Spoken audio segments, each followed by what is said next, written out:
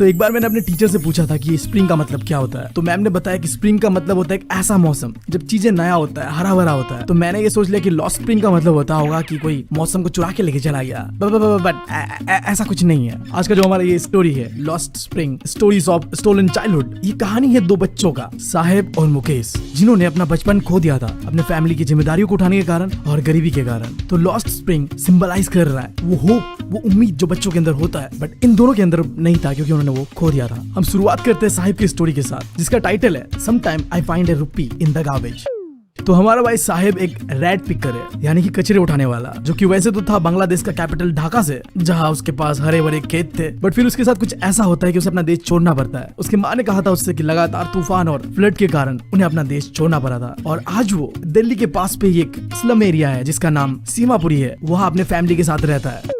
हमारे स्टोरी का शुरुआत होता है एक ऐसे सीन के साथ जहां में स्टोरी का ऑथर देखती है कि हर रोज उसके घर के पड़ोस पे सुबह सुबह साहिब कचरे उठाने आता है। अब ऑथर का नाम तुम मुझे बताओगे। अगर सिंगल नहीं मरना चाहते, बाबा बंगाली के श्राप से बचना चाहते हो, तो कमेंट सेक्शन तुम लोग के लिए ऑथर का नाम क्या है जल्दी मुझे बताओ, वरना तो यार सिंगल ही मरना है तुम्हें मेरी तरह। अब सोच लो। खैर स्टोरी पे बढ़ते हैं। तो हर रोज सुबह सुबह साहिब ऑथर के पड़ोस पे आता है कचरे उठाने के लिए। ऐसे एक सुबह को ऑथर साहिब को रुका के पूछती है तुम ये सब चीजें क्यों करते हो। तो साहिब आगे से जवाब देता है कि मेरे पास और कुछ करने को है ही नहीं। ऑथर कहती है तुम स्कूल क्यों नहीं जाते। अब ये बात वो कह तो देती है, बट थोड़ी देर में उसे रिग्रेट फील होता है कि उसने ये क्या कह दिया। अगर वो जा पाता स्कूल तो ये सब चीजें थोड़ी करता। बट साहिब हंसते हुए जवाब देता है कि मेरे पड़ोस पे कोई स्कूल है ही नहीं, अगर गवर्नमेंट ने कभी स्कूल बनाया तो मैं जरूर जाऊंगा। फिर हमारा ऑथर पूछता है कि अगर मैं स्कूल बनाऊं तो क्या तुम आओगे। तो साहिब हंसते हुए कहता है कि हाँ क्यों नहीं। ऐसे कुछ दिन बीतते हैं और फिर एक दिन मुलाकात होता है साहिब का ऑथर के साथ। साहिब दूर दूर ऑथर के पास आता है और पूछता है कि आपका स्कूल रेडी हो गया है। अब साहिब का ये बात सुन के ऑथर को थोड़ा बुरा लगता है कि उसने एक छोटे से बच्चे के साथ झूठा वादा किया। फिर वो सोचती है कि इन जैसे बच्चों के साथ तो हर रोज कोई ऐसे ही झूठे वादे करते हैं, तो मैंने कुछ ऐसा बड़ा गलती किया नहीं है। अपनी गलती को जस्टिफाई कर रही होती है और कहती है स्कूल बनने पे थोड़ा टाइम लगता है। भाई गजब है, झूठा वादा करना ना इन बड़े लोगों से सीखो। जब मैं छोटा था मेरे मम्मी ने तो मेरे साथ कितने सारे झूठे वादे किए, स्पेशली जब हम कहीं घूमने निकलते थे ना और मुझे कोई चीज पसंद आ गया, चाहिए चाहिए, मम्मी कहती थी कि अगले बार दिला दूंगा। वो अगले बार भाई साहब अभी तक नहीं आया। तो मैं साहिब का दुख दिल से समझ सकता हूँ। ऐसे कुछ महीने बीतते हैं और अब ऑथर साहिब को अच्छी तरीके से जान चुका था। उसे ये भी मालूम चल चुका था कि साहिब का पूरा नाम है साहिब आलम,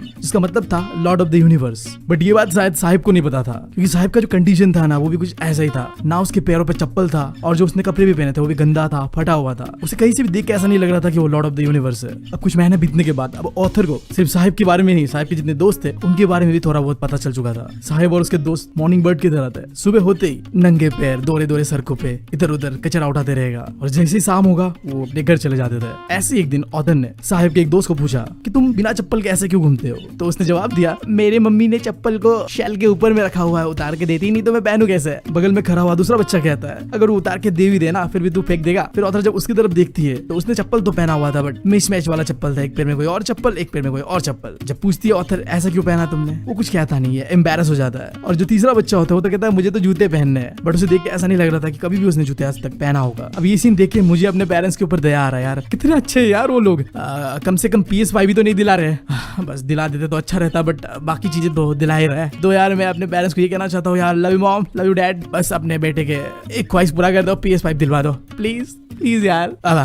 खैर स्टोरी पे वापस आते हैं। अब ऑथर सोच रही होती है कि उसने ना देश भर ट्रैवल किया है और उसने ऐसा ऑब्जर्व किया है कि शहर से लेके गांव के सड़कों तक बच्चे ऐसे ही नंगे पैरों पे घूमते हैं और इसका एक्सप्लेनेशन ऐसा दिया जाता है कि ये गरीबी के कारण नहीं, उनका ट्रेडिशन है। बट ऑथर का मानना कुछ और था। ऑथर मानती है कि ये कंडीशन बस गरीबी के कारण ही हो सकता है। उसे याद आता है एक इंसान का कहानी जो कि उदुपी से था। वो एक पुजारी का लड़का था और बचपन में जब भी वो स्कूल जा रहा होता था ना तो मंदिर के पास रुक कर भगवान को विश करता था कि काश मेरे पास भी जूते दे दे भगवान। और 30 साल बाद जब वो उसी टेम्पल को विजिट करता है वो देखता है एक नया पुजारी है और जो उसका बेटा था वो फुल यूनिफॉर्म पे जूते सॉक्स बैग्स पहना हुआ था, जिससे वो कंक्लूड करता है हो सकता है पुजारी के बेटे को जूता मिल चुका था। बट आज भी कुछ ऐसे बच्चे लाइक मेरे पड़ोस का वो कचरे उठाने वाले बच्चे जिन्हें अब तक शूज नहीं मिला था।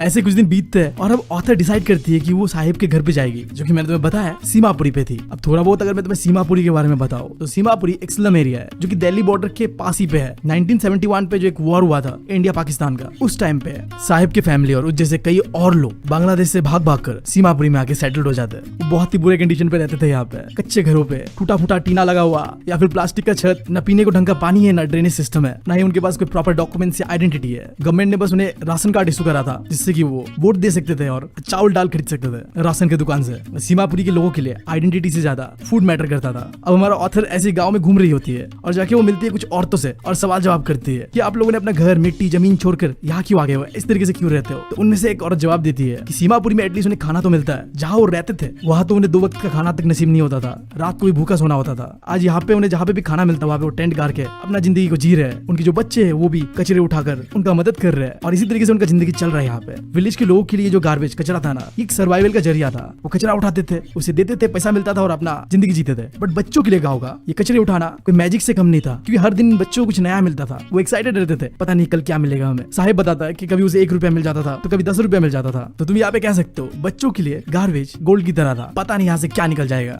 फिर कुछ महीनों बाद फिर साहिब का मुलाकात होता है ऑथर के साथ। सर्दी का मौसम होता है, सुबह का समय होता है। ऑथर देखती है कि साहिब एक टेनिस कोर्ट के गेट के बाहर खड़ा हुआ है। साहिब देखता है कि कुछ लोग सफेद कपड़े पहने हुए टेनिस खेल रहा है टेनिस कोर्ट के अंदर, और वो कहता है कि मुझे ना ये गेम बहुत ज्यादा पसंद है। और साहिब ये भी कहता है कि जो गेट मैन है ना टेनिस कोर्ट का, वो तो कभी कभी उसे अंदर जाने भी देता है और झूला झूलने भी देता है, पर तभी देता है जब टेनिस कोर्ट पे कोई भी नहीं होता तब। उस दिन साहिब ने टेनिस वाले जूते पहने हुए थे जो कि उसके कपड़े से बिल्कुल मैच नहीं कर रहा था। उसका कपड़ा गंदा पहनता था और वो जूते थे फुल टेनिस वाले। अब ऑथर सोच रही होती है कि कहीं इसने चुरा के तो नहीं लिया किसी से। वो पूछता है साहिब से कि जूते तुम्हें कहाँ से मिले। तो साहिब आगे से कहता है ये जूते मुझे किसी ने दिए। तो बेसिकली ये जूते किसी अमीर लौंडे के थे। तो थोड़ा सा छेद हो गया था जूते में, तो उसने कहा कि मुझे नहीं चाहिए, फेंक दो। तो इस तरीके से वो साहिब को मिलता है। उस अमीर लौंडे के लिए जूता जिसमें छेद हो गया था बेकार था, बट साहिब जैसे बच्चे के लिए जिसने जिंदगी भर शायद ऐसे नंगे पैर जीना सीखा था, ये फटे हुए जूते एक सपने की तरह था जो उसने पूरा कर लिया था। फिर ऑथर सोचती है हाँ शायद उसका ये सपना तो पूरा हो गया है, बट टेनिस खेलना ये सपना शायद उसका कभी पूरा ना हो, क्योंकि साहिब ने बताया था कि उसे टेनिस खेलते हुए देखना बहुत पसंद है। इसका मतलब तो यही हुआ ना कि वो भी टेनिस खेलना चाहता था, बट शायद ये सपना कभी साहिब का पूरा ना हो पाए।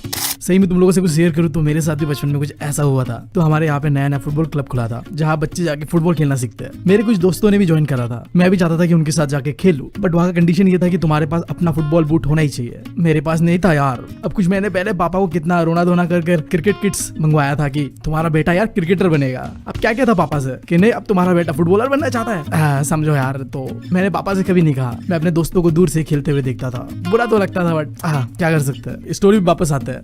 अब थोड़ा और समय बीतता है और एक दिन ऑथर देखती है कि साहिब ना अपने हाथों पे दूध का एक कंटेनर लेके कहीं जा रहा होता है। वो साहिब को पूछती है कि कहाँ जा रहे हो। तो साहिब आगे से जवाब देता है कि मैं जा रहा हूँ काम पे। मैं आजकल काम करता हूँ चाय के टपरी पे, मुझे 800 रुपए महीने के मिलते हैं और खाना पानी भी मिल जाता है। अब जब वो कह रहा होता है ना ये चीजें, तो ऑथर उसके चेहरे की ओर देखता है और उसका चेहरा बिल्कुल बदल चुका था। वो जो बचपना था, बेफिक्री था, टेंशन नहीं था भाई साहब। भले वो कचरे उठाया करता था एक समय पे, बट चिल था यार वो बच्चा। बट शायद अब उसे ये चाय का कंटेनर भी भारी लग रहा था। वो दिल से ये काम नहीं कर रहा था, बस मजबूरी से कर रहा था। इसीलिए शायद आज साहिब को उस कचरे के बैग से ज्यादा भारी लग रहा था ये हल्का सा चाय का कंटेनर। अब साहिब यार आजाद नहीं है, अब साहिब अपना मन का मालिक नहीं है। अब वो जो चाहे वो नहीं कर सकता, उसे वही करना होगा जो उसका मालिक कहेगा। तो यार इसी सैड एंडिंग के साथ ये स्टोरी होता है खत्म।